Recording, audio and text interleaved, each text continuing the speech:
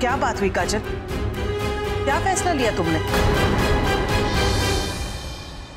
राधिका, जिंदगी भर के फैसले जल्दबाजी में नहीं लिए जाते, और फिर इस फैसले पे तो काजल और साक्षी की पूरी जिंदगी निर्भर करती है। कल सुबह तक काजल सोच समझकर हम सबको बता देगी कि वो क्या करना चाहती है और उसके मन में क्या है ना काजल?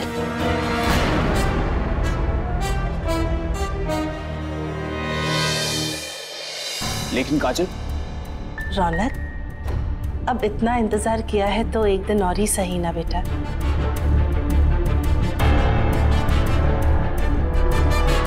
फैसला जिंदगी का है रौनक, इस बात का नहीं कि शाम को खाने में क्या बनेगा।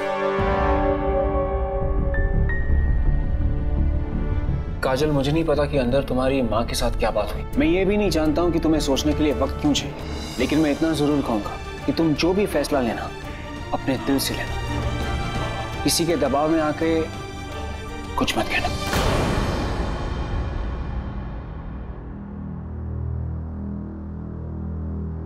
चले बेटा, सबको आराम करने दो।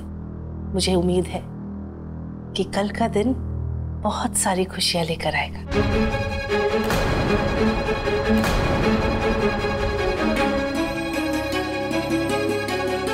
अच्छा भाई साहब, अब हम चलते हैं। चल बेटा।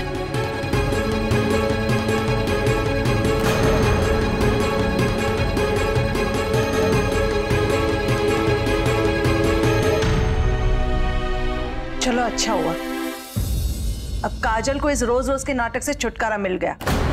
कम से कम अब इसे हमारे सामने अक्षय के नाम के झूठे आंसू तो नहीं बहाने पड़ेंगे। राधिका, मैं कुछ गलत नहीं कह रही हूँ। कि मुझे एक बात बता काजल, तूने सोचने के लिए वक्त क्यों मांगा? कहीं तुझे ऐसा तो नहीं लग रहा कि अगर तू अब भी हाँ कर देगी तो हम सबको, खास करके तेरी होने वाली सास को, ऐसा लगेगा कि तू वहां जाने के लिए कुछ ज्यादा ही बेसब्र है। राधिका, तुम्हें हो क्या गया है? बकवास पे बकवास किए जा रही हो तुम। हाँ हाँ, अब आपको मेरी हर बात बकवास लगेगी। अगर मुझसे सवाल करने से पहले इसे तो पूछिए कि अब ये अपना अच्छा बनने का नाटक कब बंद करेगी। एक तरफ तो ये कहती है कि अक्षय के जाने से इसे फर्क पड़ रहा है और रौनक इसके लिए कोई मायने नहीं रखता, और दूसरी तरफ बहन जी से शादी के लिए सोचने का वक्त मांग रही है। अरे ये लड़की करना क्या चाहती है? मन में जो है वो साफ साफ बता क्यों नहीं देती हम सबको? एक मिनट माँ, आप जानना चाहती हैं कि मेरे मन में क्या चल रहा है? काजल, ये काजल। पापा प्लीज,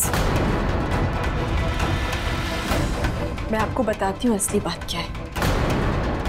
वहां अंदर रूम में जानकी आंटी ने मुझसे ये कहा कि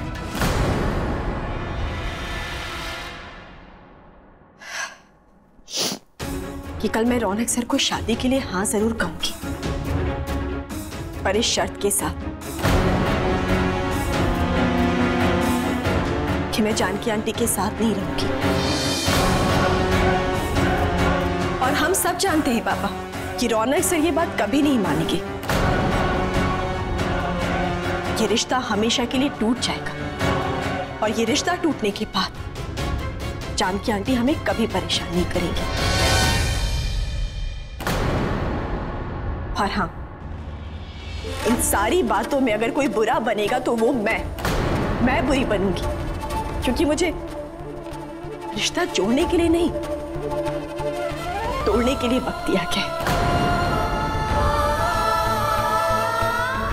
पर मां, मुझे उसमें भी कोई हर्ज नहीं है, क्योंकि कम से कम ये रिश्ता टूटने के बाद हम सब अपनी जिंदगियां तो शांति से जी पाएंगे, और ये सारी परेशानियां कल के बाद हमेशा के लिए हमसे दूर भी हो जाएंगी।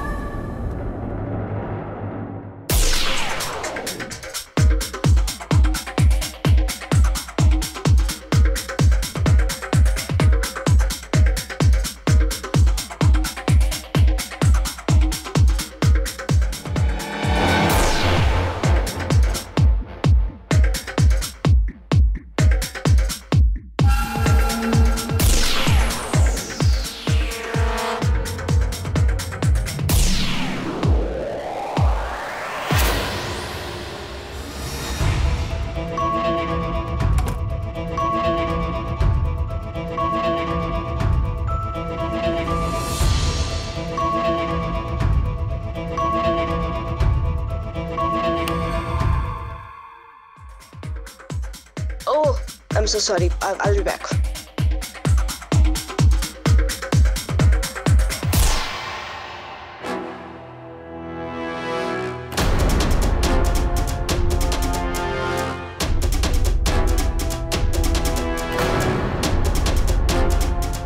पता नहीं लाइट कौन ऑन करके चला गया।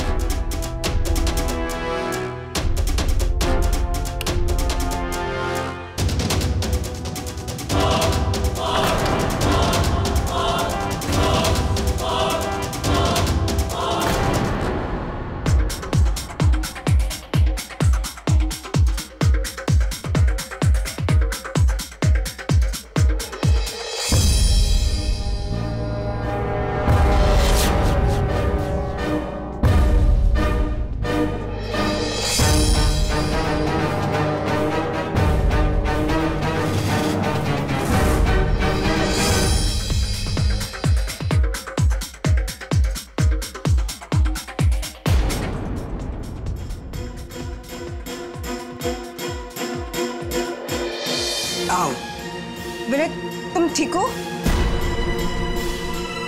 डू वन थिंग, तुम थोड़ी देर रेस्ट कर लो, तुम्हारी तबीयत ठीक नहीं लग रही है। नहीं मैं ये पे ठीक। इनफैक्ट लेट हो रहा है, मैं घर निकलता हूँ। काम करते मैं घर जाके रेस्ट करता हूँ। घर जाता हूँ। नहीं विनय, तुम्हारा इस हालत में घर जाना ठीक नहीं रहेगा। तुम एक काम करो, तुम यहाँ थोड़ी देर आराम कर दो, फिर घर चल जाना। ओके?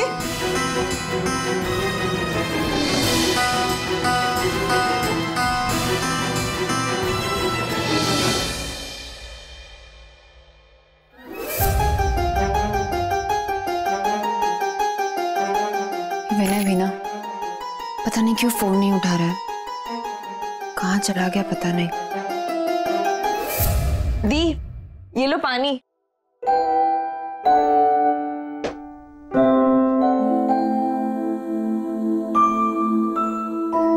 तुम इतना अपसेट क्यों हो रही हो? रिलैक्स दी, जीजू एक पार्टी में ही तो गए हैं ना, और ये क्या तुम बार बार उनको फोन करके डिस्टर्ब कर रही हो? दी, अगर तुम जे फील कर रही हो ना, तो आई थिंक तुम्हें उनके साथ में जाना चाहिए था। संजना, मुझे ये जे फॉर जेलस वाली फीलिंग नहीं हो रही। वो तो दिख ही रहा है दी कि आपको जे फॉर जेलस वाली फीलिंग नहीं हो रही है। चुप कर पागल। दी, पर सच्ची में तुम बिल्कुल भी टेंशन मत लो। आई एम श्योर जीजू इज फाइन। और तुम ही तो कहती हो ना, जीजू कभी गलत नहीं हो सकते।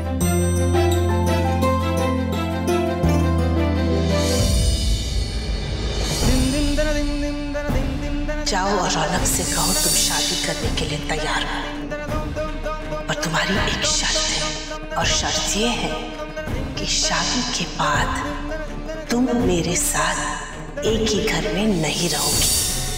जब तुम उसे जाकर ऐसा कहोगी, वो तुमसे नफरत करेगा।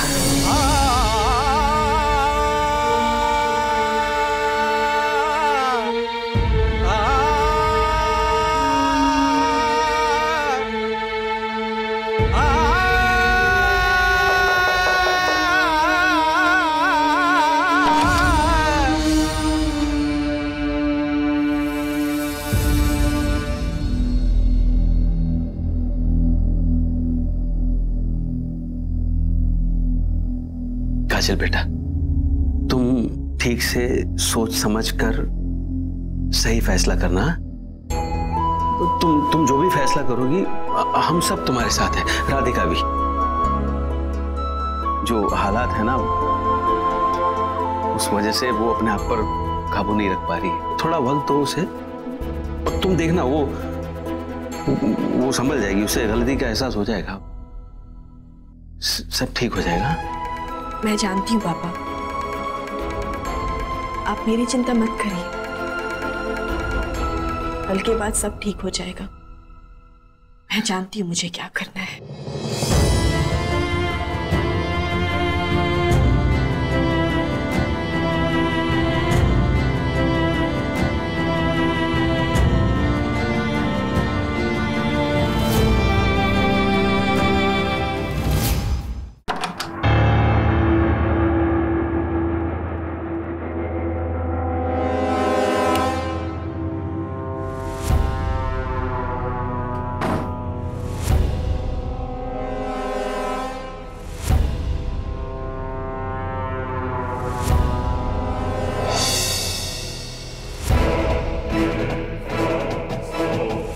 Sorry. It's okay.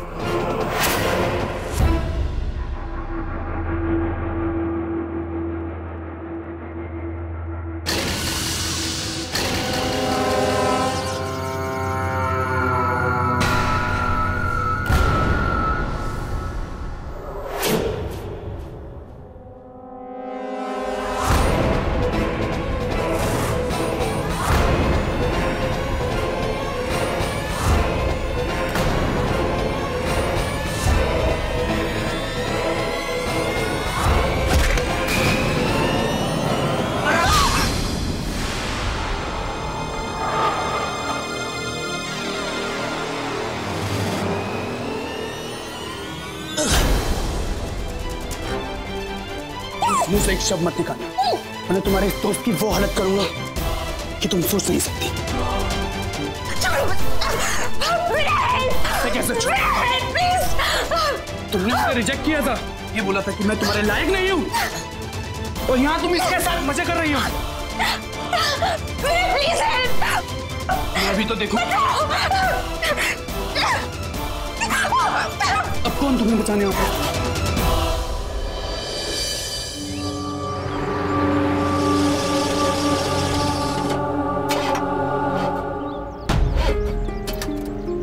Sorry madam, लगता है इंजन ज्यादा गर्म हो गया है, इसलिए गाड़ी बंद पड़ गई। आप 1 मिनट रुकिए, मैं बस अभी चेक करके आता हूँ।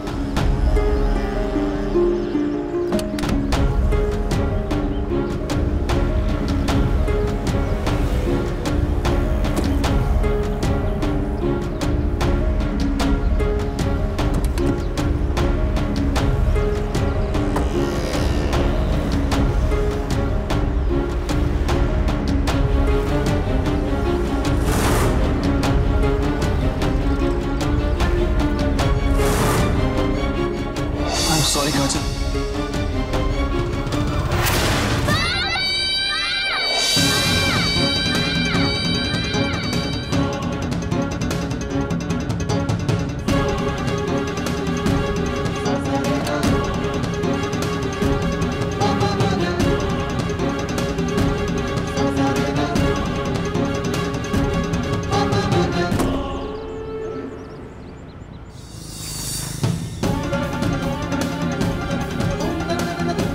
I'm sorry काजल, मैं इस गिल्ट के साथ नहीं जी सकता।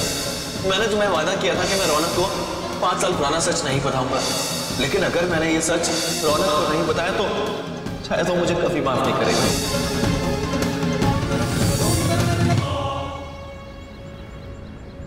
ओ भाई साहब, यहाँ क्या कर रहे हो? गाड़ी क्यों रोकी यहाँ पे? चलो जाओ यहाँ से। ओ भाई साहब, ये गाड़ी खराब हो गई है, जैसे ही ठीक हो जाएगी हम यहाँ से निकल जाएंगे, और यहाँ हाईवे पे रुकने का हमें कोई शौक नहीं है। नहीं नहीं नहीं, चलो अभी कभी जाओ यहाँ से। वैसे उस अनेक एक्सीडेंट की वजह से बहुत कुछ झेला है मैंने। पुलिस ने बहुत परेशान किया है मुझे, बार बार आती है और मेरा ढाबा नहीं चल पाता यहाँ पे। चलो जाओ यहाँ से। क्या एक्सीडेंट? हाँ एक्सीडेंट, वो ट्रक ने टक्कर मार दी थी एक गाड़ी को, और अभी उसी जगह पर तुम खड़ी हो। तुमने सुसाइड वगैरह कुछ कर लिया तो पुलिस फिर आएगी, फिर परेशान करेगी मेरे को। वैसे भी आजकल तो किसी का भरोसा ही नहीं रहा। 2 महीने पहले उस एक्सीडेंट में जो कुछ हुआ ना, के बाद तो मानित से भरोसा ही उठ गया मेरा। भैया ऐसा क्या हुआ था उस दिन? हाँ, मुझे तो कुछ समझ में ही नहीं आया। एकदम फिल्म जैसा सीन था। वो ट्रक के पीछे कोई बुरखे में खड़ा था, उसने ट्रक वाले को इशारा किया और ट्रक वाले ने गाड़ी को टक्कर मार दी। मैं वहीं खड़ा सब कुछ देख रहा था। 1 मिनट, अभी अभी आपने कहा कि उस गाड़ी को जानबूझकर ट्रक ने टक्कर मारी थी, राइट? नहीं नहीं नहीं, वो एक्सीडेंट था। चलो भाई साहब जाओ यहाँ। प्लीज बताइए ना मुझे, कौन था उस बुरके में? आपने उसकी शक्ल देखी थी क्या? देखो मैंने कुछ नहीं देखा। हाँ, मुझे कुछ नहीं पता। ठीक है, अब जाओ यहाँ। प्लीज भैया ऐसा मत करिए। उस गाड़ी में जिस इंसान की मौत हुई वो मेरे पति थे। भैया हमें आज तक यही लग रहा था कि वो एक एक्सीडेंट था, पर आपकी बात सुनने के बाद ऐसे लग रहा है कि किसी ने जानबूझकर उन्हें मारा है। अब आप ही मेरी हेल्प कर सकते हैं, प्लीज बताइए ना। वो एक्सीडेंट था, बोला ना आपको मैंने। चलो ना, गाड़ी निकालो ना। देखिए, मैं बहुत देर से आपसे विनती कर रही हूँ कि मुझे उस शख्स के बारे में बताइए, अगर आपको कुछ भी पता है तो। पर अगर अब आपने सच नहीं बताया तो मजबूरन मुझे पुलिस के पास जाना होगा और वहां आपको सच बताना ही पड़ेगा।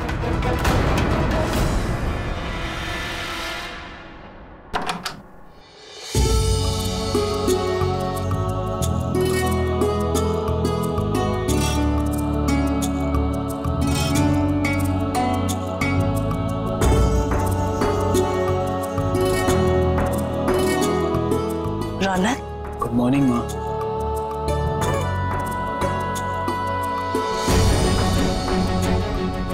क्या बात है बेटा, तेरा चेहरा उतरा हुआ क्यों है? तू रात भर सोया नहीं? नहीं माँ, मुझे ये बात समझ में नहीं आ रही कि काजल को फैसला लेने के लिए इतना वक्त क्यों चाहिए, और वो क्या फैसला लेगी? काजल वही फैसला लेगी जिससे इस घर की खुशियां जुड़ी है रौनक, तेरी खुशियां जुड़ी है। और मुझे भी खुशी है रौनक कि अब तेरी जिंदगी में मेरे साथ साथ काजल भी होगी। मेरे लिए तेरा प्यार बढ़ जरूर जाएगा, लेकिन तुझे काजल के साथ देखकर मैं खुश रहूंगी रौनक। चल अब जल्दी से तैयार हो जा, मुझे भी बहुत तैयारियां करनी है रौनक। अपने बहू को घर जो ले आना है, जल्दी तैयार हो जा रौनक, देर मत करना। जी माँ।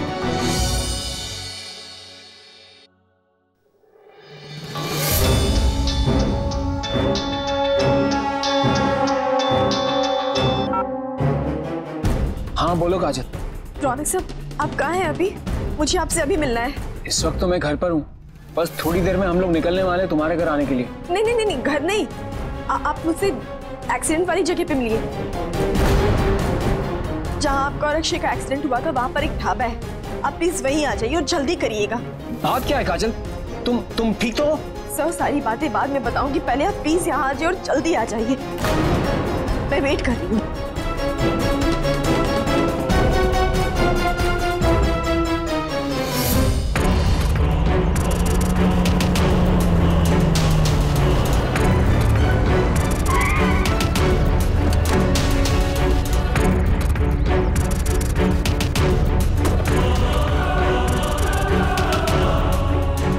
बात है काजल, तुमने मुझे यहाँ क्यों बुलाया? मुझे कुछ समझ में नहीं आ रहा, ये तो ब्लैंक है। क्या है?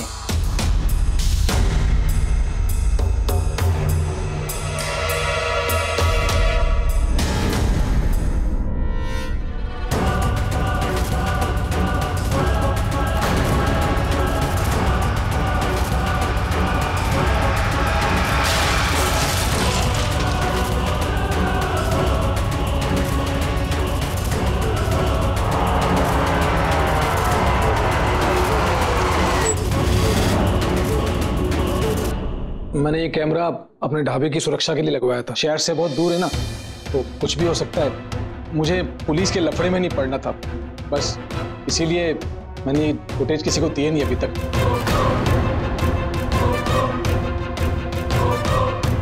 ओह माय गॉड, इसका मतलब आज तक जिसे हम एक्सीडेंट समझते थे वो दरअसल एक मर्डर था। इतनी बड़ी बात आपने किसी को बताई नहीं? और जो शख्स गाड़ी में बैठकर गया, ये गाड़ी तो मेरी है।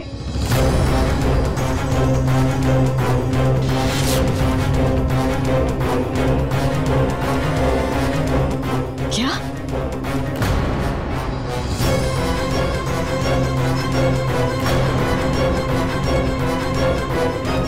इसका मतलब कि मुर्गे वाला इंसान आपके घर में से कोई है?